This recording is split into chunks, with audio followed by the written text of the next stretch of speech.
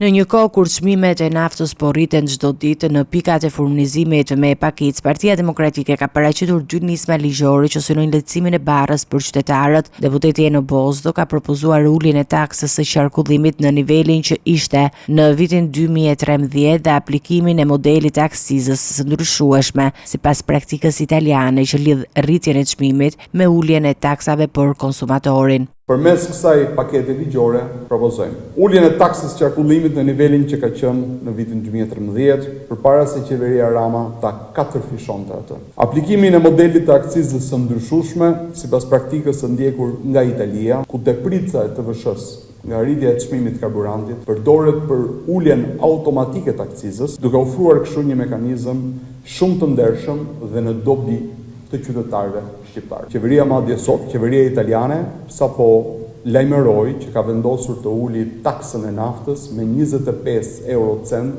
për litër në ndihmë të qytetarëve të saj. Patimi i këtyre masave do të cillte një ulje të menjëhershme të çmimit të naftës, nga rreth 2000 lek për litër që shitet sot, në të paktën 175 lek për litër apo 1750 lek për litër. Kjo do të ishte një ndihmë e madhe për qytetarët shqiptar, të cilët sot përballen me vështirësi të rënda ekonomike për shkak të rritjes së çmimeve dhe mungesës së paketave mbështetëse nga ana e qeverisë. Nga ana tjetër, ministri i infrastrukturës Enea Karakaçi nuk la të kuptohej se qeveria do të marrë parasysh propozimin e demokratëve. Ai theksoi se taksa e qarkullimit zbatohet në përputhje me standardet e Bashkimit Evropian. Disa vende e mbledhin atë direkt në pikat e karburantit, ndërsa të tjera përmes taksave të mjeteve. Taksa e qarkullimit është në gjitha vendet e Bashkimit Evropian, por është ndarë në disa e segmentojnë në pikat e karburanteve ndaljen e taksës qarkullimit, disa e segmentojnë në pagesat e taksave të mjeteve. Ne kemi gjykuar dhe vlerësuar që marrja e taksës së qarkullimit në pikën e karburantit është mjeti më